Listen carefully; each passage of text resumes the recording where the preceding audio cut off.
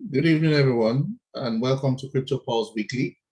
I'm just about to get the Instagram channel started. So give me like 1 minute just to launch the Instagram live, and then we can get started.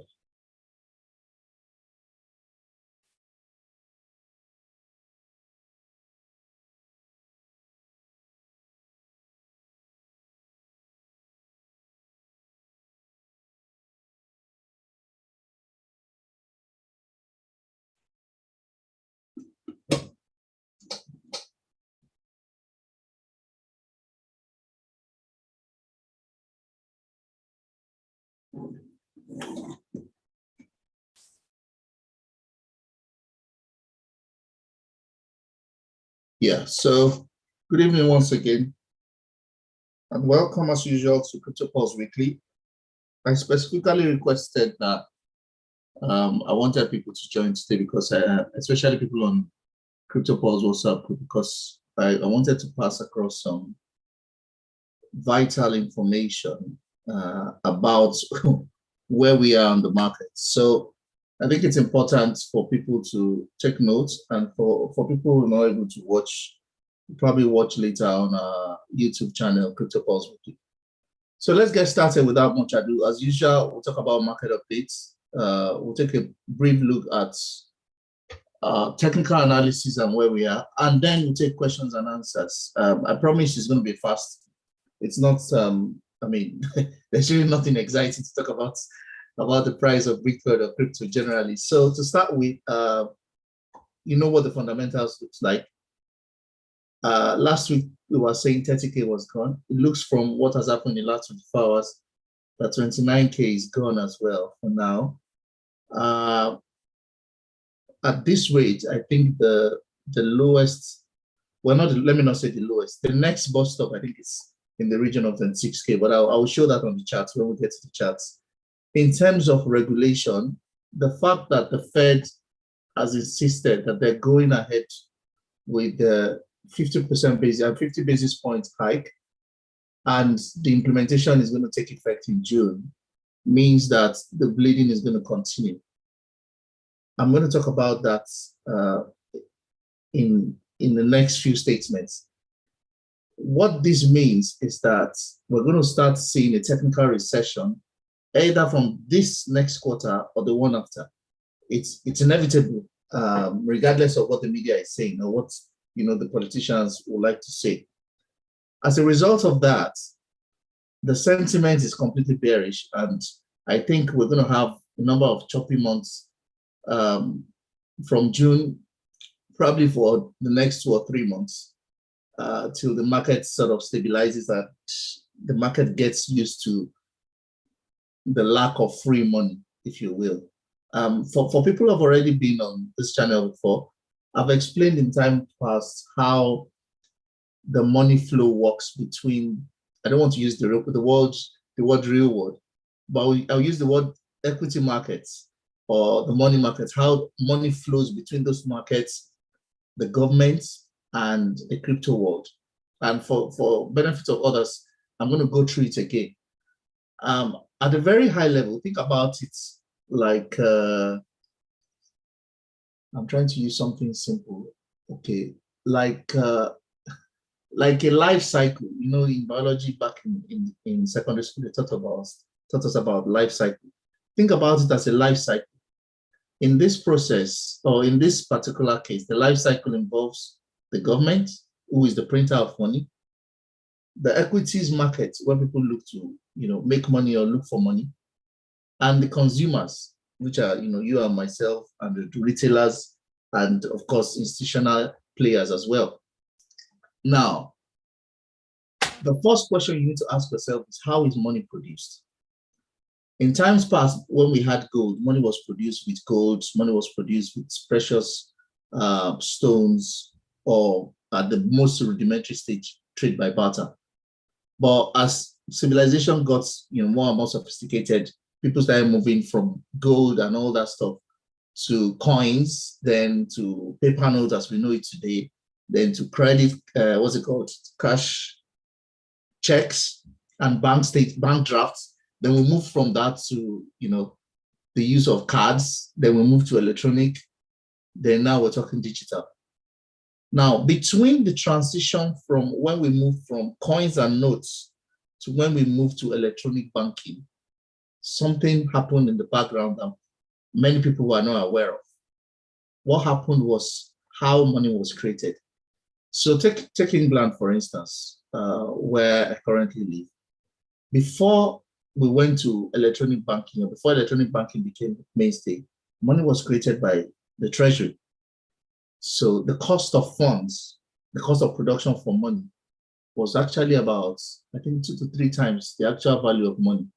So what usually happened there was that the government will produce the money. When the government produces the money, the government will charge a markup on the production of that money. So the government makes a cutback. I mean, they make some margin on the production of the money. And when they make some margin on the production of the money, the bank goes ahead and then lends the money. And then, the bank has an account with the central bank, who is the banker's bank. And then, the bankers go ahead and lend it to the greater society. I'm sorry, I don't have a flow chart for this, but I need to create the premise so that you understand how money is actually created in the world today. Now, when we moved from electronic banking, what happened was we no longer needed to go through all that jazz, because now you can just create, like a debit and entry, like a ledger on an application that looks like Excel. So think about the central banks, the Bank of England, for instance. Think about their electronic ledger as having a master ledger with sub-ledgers containing all the banks in England and all the banks that are operating under the Bank of England. And this is applicable to many other countries, by the way. But I mean, Bank of England is one of the big apex banks, so it's a good example. So when anybody wants to print money, all you need is a willing party. What do I mean a willing party? Somebody that is willing to borrow money. So anytime anybody wants to borrow money, including the government, by the way, money is printed. How does this happen? So let's take 2 examples. One example is Barclays Bank has an infrastructure project to fund, let's say, the Queen Elizabeth line that just launched in the UK in 2014 or 2010. What happens is the owners of the project, let's say it's the bank or it's Transport for London or London Underground, approaches Barclays Bank and say, we need to do this project. They go through all the due diligence. TfL is, a viable creditor. When the credit is approved, what then happens is Barclays Bank goes back to the Bank of England and say, we have a viable creditor and we need this amount of money that we don't have on our ledgers right now. Simple. Bank of England creates a ledger entry for Barclays Bank, let's say to the tune of £10 billion. And that electronic entry is credited to Barclays Bank's ledger. In turn, Barclays Bank credits their own backend system with $10 billion. $10 billion has been created and is now available for spending for the creditor. As the creditor pays back, all they are doing is just creating a counter entry, like you do in accounting, a balancing entry to that loan to cancel off the initial entry. The same thing happens. The second example I wanted to give was government. So there's COVID, there's problem. Government needs to, they call it all sorts of names, quantitative easing, capital injection, relief package, anything you want to call it. The government approaches the Apex Bank. Apex Bank says, okay, how much does the government need? The government needs $700 billion or 700 billion pounds. How are we going to pay back? We're just going to add it to the government's debt. And then as much revenue as we're able to generate from IGRs, we'll nil off some of it in maybe paying back the interest. So Apex Bank goes ahead, creates a ledger entry for the government of England. And then the government of England disburses the money to the bank like they did for COVID, and then the money gets disbursed further down the line. Why have I given this example, and why have I taken the pain to explain this? It's very important you understand how money works in modern society. I mean, this came as a shock for me personally when I found out. But then it made me understand so many other things and how society really works.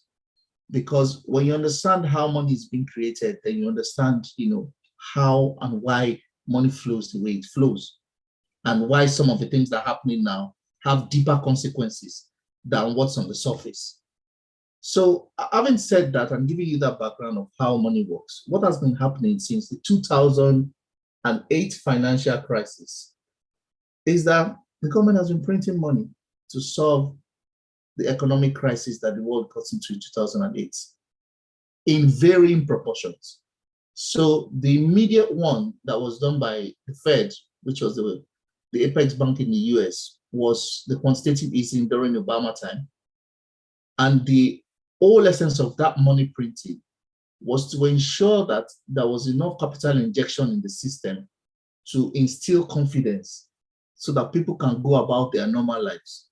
So while, it sounds like a bad thing, money printing, but the government has a justifiable cause. We don't want breakdown of law and order, and we don't want apocalyptic Armageddon, and for everything to break down. So for that, and for normal life to continue, the government needs to create an assurance in the minds of the people and in the minds of companies as well, so that they can continue to carry on their business and have a stable environment. So to do that, the government needs to print money. So the government prints money and adds it to the government's debt.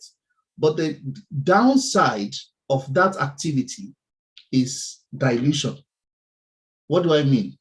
If you bring a bottle of Coke into a room and you pour half of it into a cup and you drink half, then you fill the ones you drank with water, what will happen? You've diluted the Coke. It's going to start tasting funny.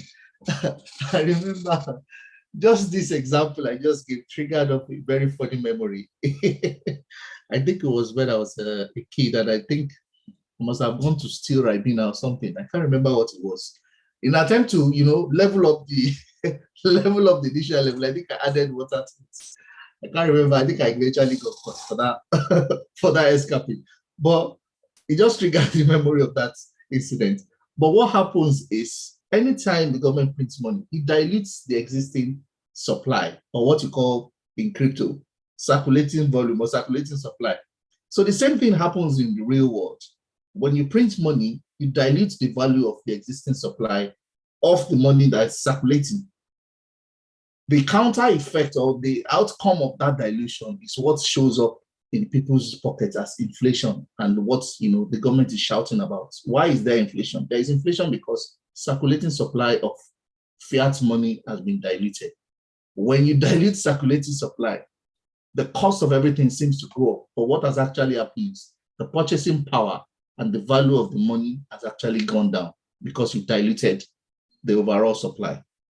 So the inflation we're seeing now is because, in addition to the government printing money steadily from 2008, they ramped it up by more than 25, what am I saying? More than 50% during COVID.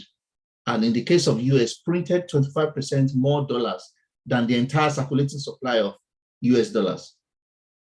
So that impact has to show somewhere. That impact has now shown as inflation. Now, the problem with inflation is that it has extensive ramifications in economics. So for people who are macroeconomics, it has extensive ramifications because it then means that, there can be growth. There are all sorts of things that happen with inflation. I'm not an economist, so I don't want to go into the shebang of all the possible ills and problems that comes with inflation. But the simple thing is, inflation causes everything to be more expensive.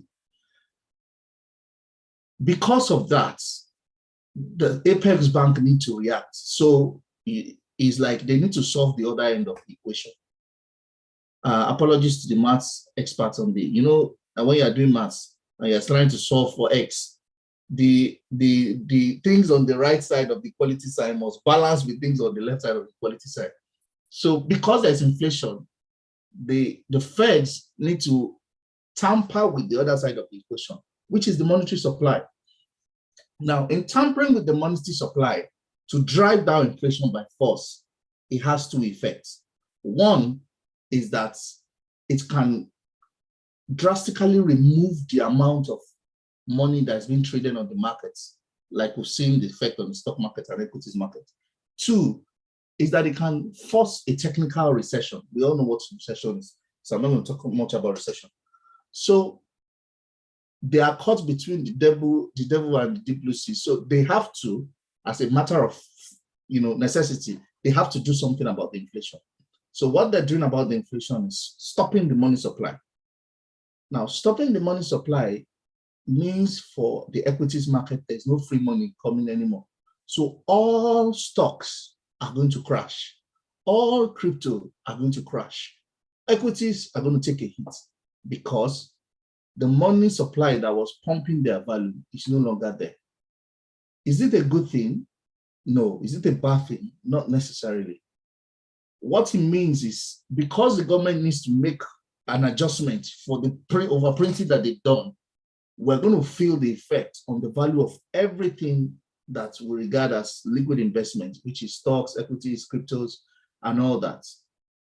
And because of that, we're probably going to have a recession or thereabouts for many of the major economies, because you can't have that kind of harsh rate increase without subsequent effect. So what they're doing is they're stopping the money supply and they're increasing the rates at which they are borrowing money. So I didn't talk about the rate of borrowing from central bank earlier on. But it goes without saying that when the central bank borrows the bank's money, they charge them a particular rate, which we all call interest rate. That rate is an indicative rate that determines not only how much they borrow the banks in terms of percentage, it also determines the value of the government's debt packaged as a product. So I've used another word for bonds. That's exactly what I've just said. I've used another word for bonds. The bonds that we talk about are government's debts packaged as products and sold to the public. Now, why does the government do that? The government does that because it helps them to take care of the other end of the equation. I didn't know I would get deep into this analysis like this. I will have actually just tried to draw, a slide explaining all these things. But just understand from a mental view that you have two sides of the equation. There is the money printing going on and the government printing money, and then there is the supply of that money from where it's coming. And for anything you do on the left, you have to do on the right, either the opposite or thereabouts. So because government have been printing money all this while, and now there's problem with that money printing, they need to start withdrawing the money they are printing. So the way to withdraw that money from circulation is through rate hikes, because when they increase the rates, all of a sudden, all equities markets will take a dump. Now, as equities markets are taking a dump, everybody wants to go to what we call fixed interest, which is fixed income, which is government debts. I'm not going to be able to go into government debts and what kind of Ponzi it is. But because government is the most stable element in society, it's an acceptable Ponzi because the government can afford to pay you and the government owns the society, quote and unquote. But essentially what bonds are, depending on whether they are medium, long, or short, they are government debts that have been packaged as financial products. So institutions and big investors will automatically move. Anytime you have a scenario that has been created like what we have now, they will move the funds from the equities market into fixed income, which is just buying up government debts. So what they're doing is like when you buy stable coins in crypto and you stake them, like where you have a bear market like this and the crypto is not going up. So your best bet is to just buy stable coin and just stake it and collect some interest on it, as opposed to putting it in some altcoins that are still going down and you don't know when the bottom is going to hit. So exactly what's happening in crypto is exactly what happens in real life. And that's why we're feeling the effect, because what is happening is there is massive outflow of capital from the markets into government debts. Because government debt will pay fixed interest, which is in line with the interest rate, it's usually better, because what happens is as the stocks are dropping, I mean, you've seen the various stock market stock prices. I mean, I saw Target and Walmart during this past week drop 40. I mean, Walmart and Target have not had that kind of drop in their prices for more than 20 years. So same thing goes for electronics, same thing goes for tech stock. And by the way, in the minds of the markets, Bitcoin is a tech stock, quote and unquote, or everything crypto is lumped together with tech stock. So because of this, there's massive capital flight from the markets. I've taken time to try and explain why we are seeing what we're seeing so that you understand a bigger picture. I'm not going to have time to talk about, why this ties into the war on crypto and what the Fed is doing and the fiat position. I can't go into that today, but just understand that because of capital flight that is moving money away from the markets into fixed income and government bonds, everything is taking a dump. How long is this going to be? Like somebody asked me. I'm not sure how long they want to do this for, but one thing is sure that at least for Q3, we're going to see rate hike applied. Of course, Q3 is when the economic result of Q2 will come out, which will likely show that we've hit a recession. If we get to Q4 and there are still indices that show that the GDP is not growing, the Fed will probably take a pause at that point in time and say, okay, let's hold on and allow the economy to breathe a bit so that we don't go into depression, we don't go back to back into, back-to-back recession, as it were. So depending on how that plays out, that will determine how the market will react. How does that apply to crypto markets? As long as that rate hike is on, there can't be capital inflow into the crypto market for the reason I've just explained, because the biggest players in the industry will have moved their money from risk on to fixed income. So how does that affect you and me? It affects us in a number of ways, because apart from the impact on our portfolio, there's also the war in Ukraine, which I've always talked about since the beginning of the war. That the impact of this war is yet to fully play out. There's supply chain crisis that is yet to play out by the reason of the war. There is food security that is yet to play out by reason of the war. And also there's this, I don't know how many people are aware that China has been mostly been on lockdown, to be honest, because of, I don't know what strain of COVID is dealing with them there, but they've been on lockdown for a significant amount of period. So all of this, I think we are going to see the effects in the coming quarter. And that's going to add to the conundrum of bad news that, already sitting on the ground.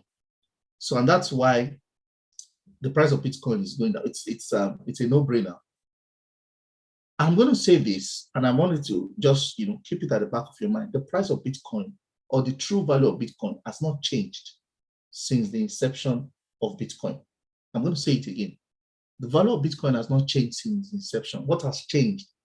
It is dollar equivalence. That's the only thing that has changed. So one Bitcoin is one Bitcoin. One Satoshi is one Satoshi. It has not changed. And that's very significant for you to keep in mind, because it has not changed, it means that whenever the dollar comes around, you are going to see the effect play out again. And for people that have been on this channel since 2019, you know that I've talked about the 4-year cycle and how it affects the price of Bitcoin. And for people that have joined some of our conferences in times past, I've talked about, the war on the democratization of money. So this is expected because everything investment, everything equities is taking a hit, and Bitcoin is not exempted, especially since institutions started investing in Bitcoin. Bitcoin has become institutional grade. So Bitcoin is essentially treated like crude oil, like commodities and everything else. Essentially, that's the way it is now. In fact, I found out in the past few months that things like, what's it called? Forex exchanges are now offering to trade the price of Bitcoin. In fact, some even trade Ethereum and Litecoin and all that. So crypto is now being treated like one of those commodities. So we can't expect to be insulated from the effect. How should you deal with this? Stay tuned, and I will talk about this in the next few minutes. I've taken more than almost half an hour to try and explain what's going on, but I think it's important for everybody to realize that and understand that the only true crypto is Bitcoin. Every other thing is a derivative. Again, that's another statement you want to keep at the back of your mind. And the reason being that there have been many attempts to create decentralized store of value and money for a very long time by different parties. Only Bitcoin has succeeded. And there's a particular reason that Bitcoin has succeeded. Not a particular reason, a number of reasons that it's succeeded. One, because there are no known entities. If there were known entities, they would have probably been assassinated by FBI or CIA. Two, there's no MD. Three, the consensus framework ensures that everybody that's invested will work to protect the network. So there is no incentive tilting to any singular party. And because these people are not identified, or the person or the group of persons, it's difficult to say, you're going to hold them. So for instance, if somebody decides to take down Elon Musk, for instance, that's the end of Tesla stock for a very long time. So in the same way, because these guys have not attached themselves to any identity, it's difficult for anybody to hold. And secondly, because of the proof of work framework that's been built into the mining of Bitcoin, it makes it impossible. I mean, as of now, it's no longer possible for any entity to attack the network successfully. In technological speak, you need a 50% mining power to conduct what you call 50% attack, meaning you divert or derail the blockchain. Let me put it that way. You derail the blockchain and make the original blockchain obsolete. Nobody can do that now because of the amount of electricity required and the sheer amount of efforts that you need to go through without being caught. In fact, it would have been obvious in the months and weeks building up to it. So people are not able to do that. And because there are very massive hedge funds and institutions already invested in mining, there's a lot of disincentive. Secondly, because you now have Bitcoin miners in space. So even if the whole world was to implode in a nuclear holocaust, the Bitcoin network will still propagate. So understand that Bitcoin is the only true crypto. How does this affect your portfolio and what you should do, or what should you do? Not a financial advice, but depending on what your circumstances are, I'll talk about that when we get to the knowledge sharing. So I've spent a lot of time explaining, how money is created, what is causing the present problem, and the assessment as of last week, just to repeat, is that this bull run has been cut short. Essentially, it's over. How low will we go? I don't know. Because, and the reason I say I don't know, I would have said, okay, I don't think we'll go below last year, previous all-time high, which was 19K7. But there are some things that are showing up that are not in tune with history, with the price of Bitcoin right now. One of them is, for the last more than 7 weeks, Bitcoin price has been dropping week on week. That has never happened before. So there's a possibility that the price might go lower. Like I will talk about in the next slide, somebody was saying 8K. That's irrelevant. And I'll explain why it's irrelevant. But what we know is that, one, this rate hike will continue until the Fed is happy that they have some degree of control over inflation. And two, Bitcoin dominance is rising. Keep that in mind. I'm going to talk about Bitcoin dominance when we get to the technicals. Just to cover a few news that caught my attention today. This guy, CIO of an unknown hedge fund, comes out to say Bitcoin is going to 8K. When I see information like this coming out from, he's not the CEO, by the way, coming out from a private hedge fund, it talks to me, it sort of tells me about posturing. So I told you last week that in the midst of the chaos, while it looked like everything is crashing, there is significant on-chain data that shows that people like Barclays and what's this other guys in Goldman Sachs are making heavy buys of Bitcoin, both off and on-chain. I mean, both off and on exchanges or OTC. So what it looks like is these guys are trying to catch a rewind to buy Bitcoin at 8K. Well, if Bitcoin goes to 8K, good opportunity to buy. Again, that is not the true value of the assets, but that's the traded value at that particular point in time. If it gets there, fine. But I don't think it will get there. I mean, it goes without saying, I don't think it will get there because you only get a particular price for which people are willing to sell. So if there are no sellers at that price, then you're not going to get anybody selling at that price. But I mean, the guy is the CIO. He's not even the chief financial officer. It's the CIO. It's not this. It's not the CEO. So well, let's I'll take it with a grain of salt.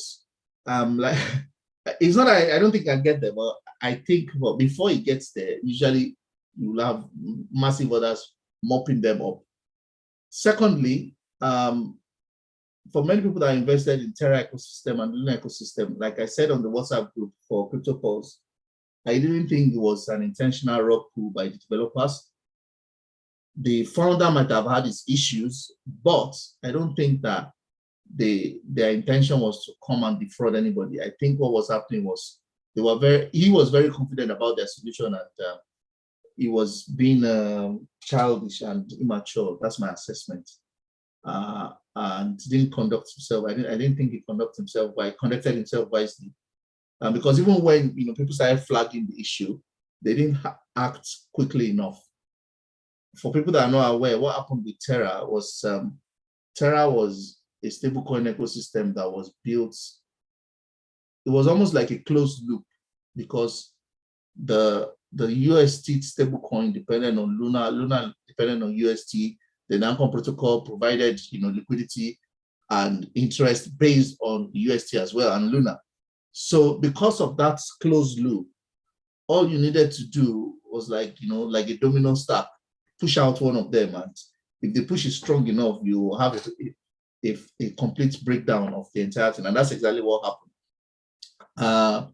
I know that they're trying to quickly build back and try to start Terra 2.0 this weekend, but a word of caution: if you're already invested, I think you just hold your peace for now. They have a strong community, by the way, so I think Terra 2.0 will do well in the future. But word of caution: it might not perform as well as the old Terra, because this Terra is not going to be linked to UST. So I thought it was important to mention that. Another important stuff was this SEC guys. SEC has persistently refused to approve any ETF that is Bitcoin backed for the last 18 months plus. Persistently, every single ETF that has been taken to the Securities and Exchange Commission of the United States that is Bitcoin backed, not futures or USD backed, has been refused. That tells you something, and I've explained this before. But what it means is that the SEC is not willing. It's not willing to give anybody backing, because once you give any US entity backing to have a Bitcoin-based ETF, it means you need to settle in Bitcoin. That automatically drives up the demand of Bitcoin exponentially, at least to 100x or 1000x. At the minimum. So the Fed is not going to be happy about that, and I think the Fed is signaling to SEC that you can't do that. You can't do that. And this has implications. Like I've always said, it has implications. Think about it. The whole world runs on the US dollar economy, and the US dollar is the transactional currency for the world. US is not going to be happy. Let's just put it that way. That you want to depeg them from their dollar. You want to depeg the world from the dollar status. No. If you have, just think about it. Anybody that has leverage will not want to let go of that leverage. So, and everybody that has attempted it, they've either met with some strange death, or the country itself has been destabilized or destroyed. Technically, I don't want to go into that so that I don't sound like a conspiracy theory. But you can do your research on the reasons for the wars in Iran, Iraq, Libya, and Egypt. If you dig hard enough, you find out that some of these things are because people are coming up with ideas to unpeg the dollar as the standard. I know the current circumstances are actually positioning to do that. So the situation with Russia and China and Turkey and India in between is threatening to do that, especially because Saudi seems to be signaling in that direction. But we're not there yet. So it's going to be very hard for the United States Securities Exchange Commission to approve any Bitcoin-backed ETF, because a Bitcoin-backed ETF means that you need to settle in Bitcoin. If you need to settle in Bitcoin, you just created a multi-trillion-dollar market for Bitcoin immediately. That would, I mean, that sidesteps the strength of the US dollar. But if you need to settle in US, it means that you always find US dollar. Think about it. If you, just like this Terra stuff that happens, you know, the only reason Luna kept going up was because you needed Luna to mint Terra, I mean, Terra UST.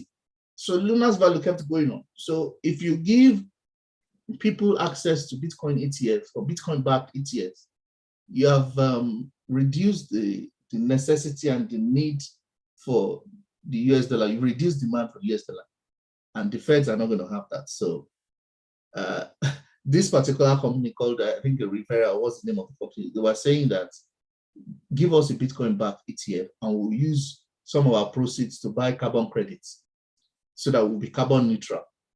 I can't go into the details of carbon neutral. In fact, that one is a totally, I'm just going to stop because I don't want to get myself started on that one. So there's a principle of carbon credits.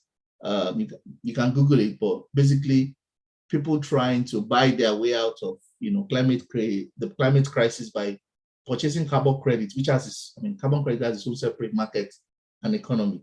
But that's a totally different story for another day. So these guys were saying we'll buy carbon credits and we'll use it to offset our, you know, carbon footprint as a way to gain approval. But SEC still shuts them down. So I don't think it's going to happen. Many people have many opinions about this, but I don't think that approval is going to happen for the reason I've just said. You have rendered the US dollar irrelevant if you approve a Bitcoin-backed ETF, because then why would I want to go and buy a US-backed ETF of anything when there is Bitcoin? So as long as the Bitcoin, I mean, the ETFs that have been approved are US-backed, like the CME futures-backed Bitcoin ETF, it glorifies the dollar and increases the demand for the dollar. So the SEC will always back that. The SEC is the Security and Exchange Commission that's been commissioned by the government and Fed. So they will have to fulfill the interests of their masters. I just thought I should mention that for people who have always wondered why the SEC never approves any Bitcoin-backed ETF. So I've talked about this. Let's go into vital signs. So in terms of vital signs, you can see where fear and greed index is. We're already we're close to the lows of extreme fear. I think we were below 10 during the COVID crash. I think it was like 9. For people who are not familiar with this index, the fear and greed index is an algorithmic index. I'm going to bite my tongue for algorithmic index. Yeah. The fear and greed index is an algorithmic index that calculates sentiment based on all sorts of variables. So it picks data from all over the internet, picks data from technical analysis, and then does the algorithmic AI magic and then produces this index. What I've seen in over 2 years, of interacting with this index is that it's actually a true reflection of the market. Believe you me, it's a true reflection of the market.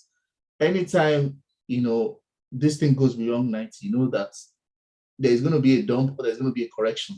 Anytime it goes below 10, then we were close to a bottom. Right now, it's been dangling around 10 and 12. Last week it was 13, you know, it's been dangling between 10 and 12. And that's why I'm a bit skeptical to say we're actually at the bottom yet, because we are not in total extreme fear. If it gets to 5, I think we might be very close to the bottom. But it's been very accurate. It's been extremely accurate in predicting absolute bottoms when it comes to the market cycle and sentiment. So I think the bottom is not fully in yet, because this sentiment is still sitting above 10. In the bull season, I mean, 12 would be a good time to buy, because it means you have a correction and the price is going back up. But given the overall bear season that we have now, it's extremely difficult to call the bottom because of that. Again, I talk about this cycle. I think we are close to capitulation, like I said, in terms of this cycle. This is a psychological market cycle cheat sheet, quote unquote, that is used by stock traders. But I think it applies. In fact, it applies more now to crypto because of the way institutional traders, institutional investors have adopted crypto and Bitcoin. So I think we have a capitulation of some sorts in play, like I mentioned 2 weeks ago. I don't think we've gotten to the end of it yet. When we get to the end of it, I think there'll be a flat lining of some sorts when we get to the end of it before the prices start to recover. Going into technical analysis, yeah, two things that stand out to me today are Bitcoin dominance, which is sitting at 46%, and the price itself. So I'm going to look for. Let me shift to the weekly charts. So let me talk about the dominance first, and I'll come to the weekly charts. Now, Bitcoin dominance is a representation of how much funds of the overall funds in the crypto markets that is sitting in Bitcoin. It's usually an indication of what we call in crypto speak altcoin season. And it also shows you, it gives you a gauge of where we are when it comes to bear seasons as well. So when Bitcoin dominance starts to go up like this, you can see it's shot up from 44 essentially in the last 3 days to more than 46 now. And since the beginning of May, it's been up from 41. What it tells me is that alts are going to bleed out completely. Like I was telling somebody on the Apex group WhatsApp chat that I think they should sell.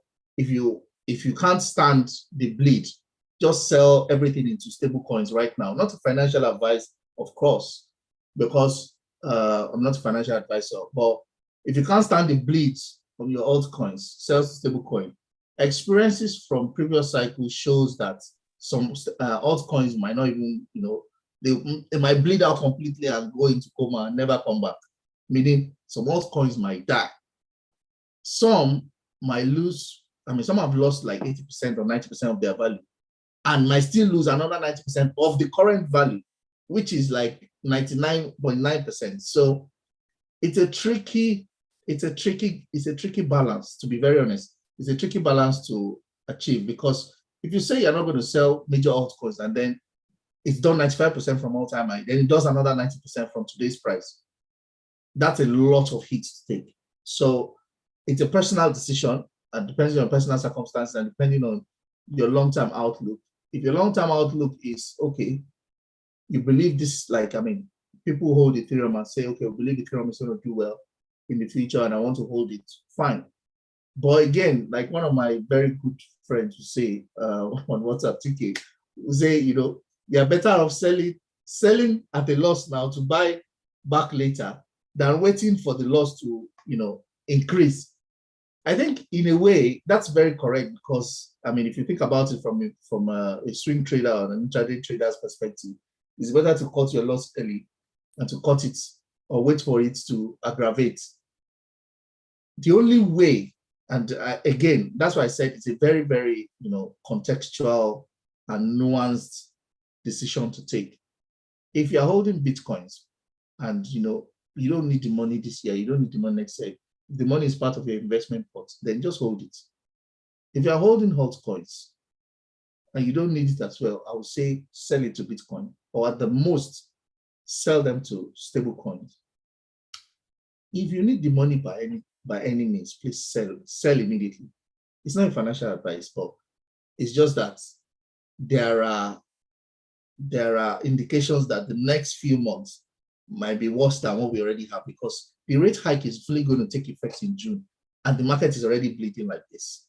So it might be a very gory sight, generally speaking, in a few months. So not everybody can stand to see their portfolio, become drastically, depleted. So if you can't stand it, not a financial advice, but it's something to consider selling off. In terms of, unfortunately, I think all my, I don't have any, yeah, I don't know how this happens. Every time I'm on TradingView and I'm on Zoom, my TradingView just freezes. I was going to go to the weekly chat. Let me see if I can go to the daily chats. Yeah, it just freezes up, unfortunately. Okay, let me look for, yeah, let me look for my Binance chats and see if I can use, yeah, to be able to use my Binance chats. That is, what's the name of this web browser? Okay, please give me a second. So as I was saying, it's better to make an informed, I mean, to determine what you're going to do with your portfolio now.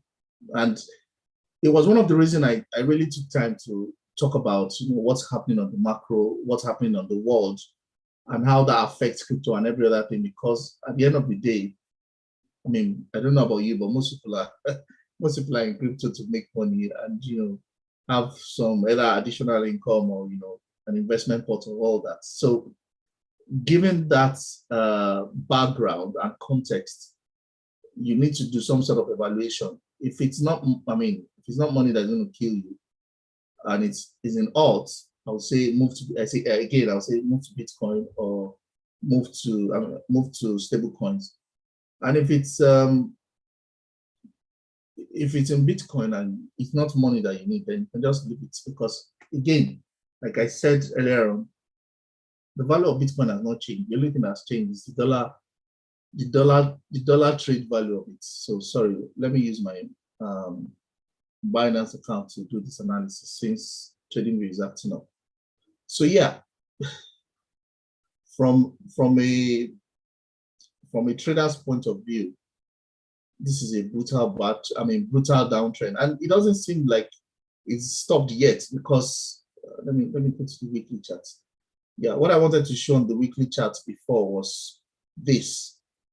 You see this line, which was 31,600, or depending on which platform you use, which was around 31,000, was what everybody thought was the red line that cannot be crossed by Bitcoin, because if you get crossed, it means the overall long-term buyers has flipped.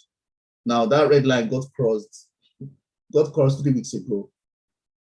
So that has invalidated any possible hope of upward movement from any time soon. And it's been made worse by the economic situation that I've taken time to explain at the beginning of this call. It's made this actually worse.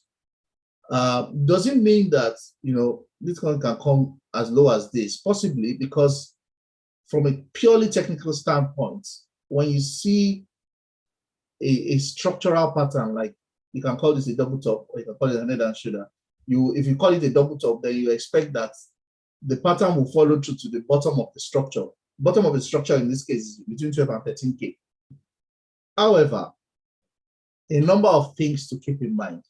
The Fed will always look at the temperature of the market to determine their next move.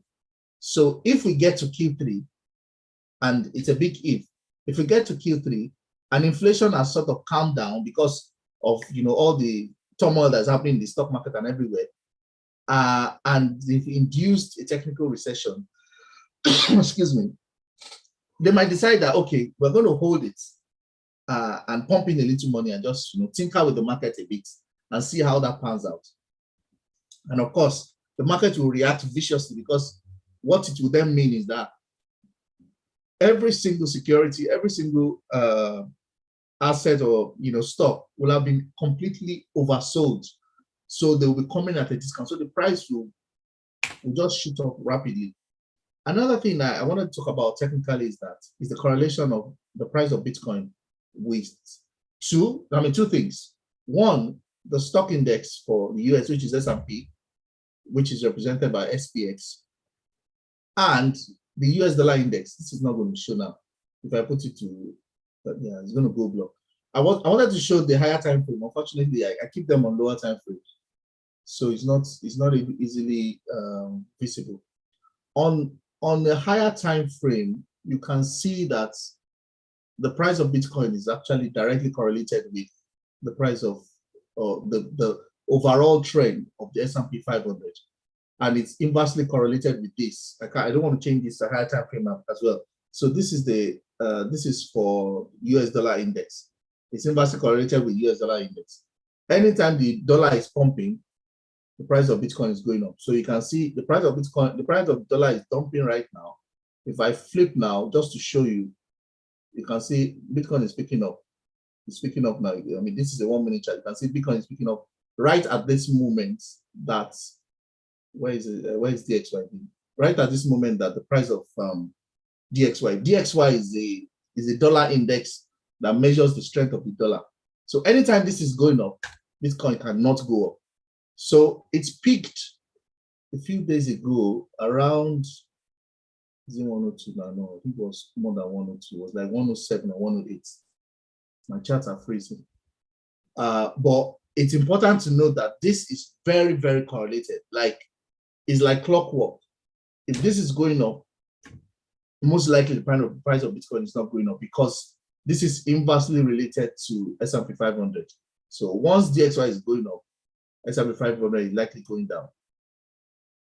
This is an important correlation because it sort of explains what I was telling you earlier on, which is as long as the US dollar is strengthening, where people are moving money to fixed income and bonds, the stock market will weaken.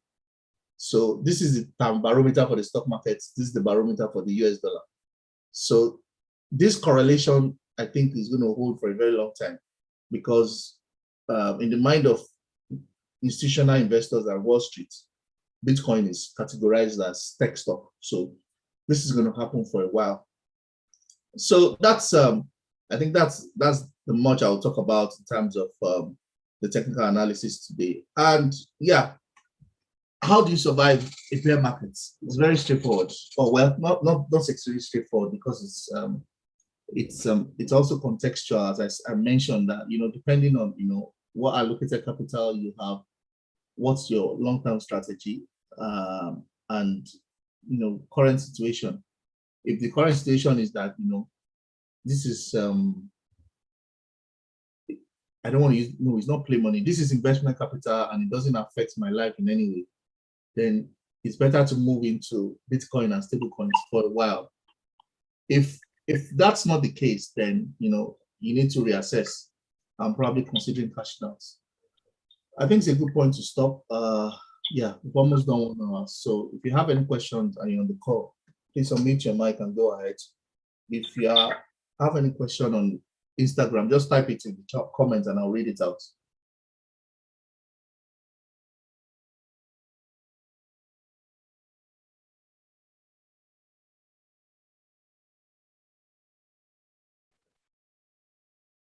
Okay. If you don't want to type, if you don't want to speak, you can also type it in a comment on the chat in Zoom, and I'll read it out as well. Okay, I have a question on the chat. Okay, stable coins they are tokens that help to bank the value of your crypto. So they're like they're dollar equivalent. No, let me not say dollar equivalent. Stable coins are digital assets that are backed by digital currency or supposedly backed by real life assets. Example is USDT, also known as Theta. Example is USDC, also known as USD coin. Example is BUSD, known as Binance USD coin. The reason stablecoins came to existence in the first place was because for a very long time, the banking system refused to touch crypto. So they refused to have anything to do with the crypto industry. So some very smart dudes created stablecoin as a way to interact indirectly with the banking system. I don't have time to go into what really happened, but what used to happen then was that, and it still happens now, you have banks that you call shadow banks. Shadow banks they are companies, the financial institutions that are not banks themselves, but they operate, I don't want to say the word operate on behalf of banks, but that's the way it appears. So the banks give them a huge credit line. They are able to take risks that the banks are not allowed to take. Let me put it that way. They go and use the money, and then they repay the bank. So it's almost like they're operating a business and they're taking a loan from the bank. So the shadow banks operated like that. And one of those shadow banks were the ones that were operating, I think it was with Bitfinex at the time. Yeah, it was Bitfinex. Bitfinex. There was a sister company with Bitfinex that had affiliation with the shadow bank that helped people to be able to cash out their crypto gains into fiat money. Now, when that relationship started going bad was when somebody talked about, let's create USDT. In fact, it was before the relationship went south. They created USDT and then backed it with the credit line that the shadow banks had, such that if anybody wanted to cash out of the system, they can call on that credit line and give them, fiat equivalents. So that's how, fiat, what's it called, stablecoins came to existence. They become mainstay now. So if you bought crypto at $10 and you want to sell at 12 and you want to bank your profits, you can sell to stablecoin. However, a quick caveat, stablecoins do have what you call stablecoin crisis, in which they lose their value depending on some situations. So not all stablecoins, like we've seen with the UST of Terra, not all stablecoins are born equal. But that's a quick synopsis of stablecoins, just to mention. Any other question before we call it a day? You mentioned the value of it doesn't change, but of what use is the value when the essence of trading is to make money in USD? Okay. Very good question, Dorothy Craft. Just to explain why I said that. I've always mentioned to people that what is going on now is a very significant technological shift in the landscape of the world. And it's not only a technological shift, it's also a civilization shift. And the very good example that I use all the time is the printing press. And the reason I use the printing press is because the printing press is the key to the shifts in the level of civilization that we have today. So the explanation I give people is that the printing press was the key to the democratization of knowledge. Without the printing press, knowledge was not something that was freely available to everybody. But because of the printing press, knowledge became available to every Tom, Dick, and Harry. And because of that, we have what we have today in various ramifications. So if you want to say it's technology, if you want to say advancements in all forms, we have all those advancements because knowledge became widespread. And people were able to read. More people became educated. More people were able to go into, researching and all that. What is happening with Bitcoin is the democratization of money. It is much more greater than just Bitcoin itself. And that's the reason why some of the turbulences we have now are happening, because for deep thinkers and people who are the incumbents in power, they can see that this thing is going to change the power structure of finance in the future. And as a result of that, all sorts of roadblocks have been placed at different points during the last 12 years. So think of Bitcoin not just as something to trade with as a commodity. Think of Bitcoin as digital real estate. If you had, in Nigeria, if you had real estate in Banana Island or Nikon Estates, would you sell that land because you needed money on the short term? Chances are no. You will prefer to go to a bank to, get a loan against that land, other than sell the land, because you know that the land is going to appreciate in value in the future. So for the first time in humanity, we've been able to create something that's able to hold value that but actually breaches the law of time and space. Because before now, everything that has to add value needed to be in time and space. I know I'm speaking like a physicist now, but understand that this thing is a lot more bigger than just some new technology that we're buying into. It's the first time in human history that we've been able to do that. And when you are able to do that successfully, there's going to be a transfer of, for lack of a better word, there's going to be a transfer of energy, financial energy in this case. And I'll give you an example. Before the 1980s, everything we used to do, or our parents used to do as regards work, was really about paper, files, and folders. The onset of the computers completely consumed all that energy of papers, files, and folders for many civilizations. I know it's still operative in public service in Nigeria, but for many civilizations, it took away that part, and everything started happening on the computer. That created a new ecosystem, a new value system. It created new economies that hitherto were not in existence. In the same way, this monetary structure that Bitcoin has given us an opportunity to engage with is creating a totally different platform. So yes, I say that again, that one Bitcoin is one Bitcoin, one sat is one sat. It does not change. The only thing that is changing is the appreciation of its dollar value. Think about it, that one Bitcoin in 2009 was less than $1. And today is still more than $20,000. So what has changed? The Bitcoin has not changed. The only thing that has changed is the dollar. So I understand the trade aspect, and I understand, you want to make money. That's why a lot of people are in Bitcoin and crypto. But understand that as well, that regardless of what is happening, the value of this innovation and technological breakthrough does not change. Because if you understand that, then your perspective will be a bit different. Even though you might be trading in and out and doing futures, trading the value of Bitcoin, but you understand that there's something going on beyond just let's do in and out and trade up of the price gains and price loss. So yeah, easy way to make money, learn trading. You can trade the price of Bitcoin like you trade the price of any other thing, but understand that this is way bigger than just the commodity itself. It's a technological and civilization shift. I've talked too much today. Any other question before we call it a day? All right. Thank you very much, everyone. It was nice having you, and we'll see you again next Friday.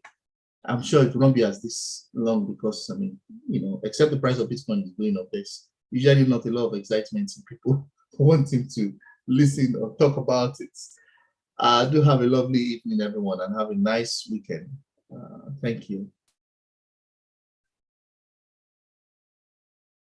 Thank you, bro. Thank you, Dr. Ladere.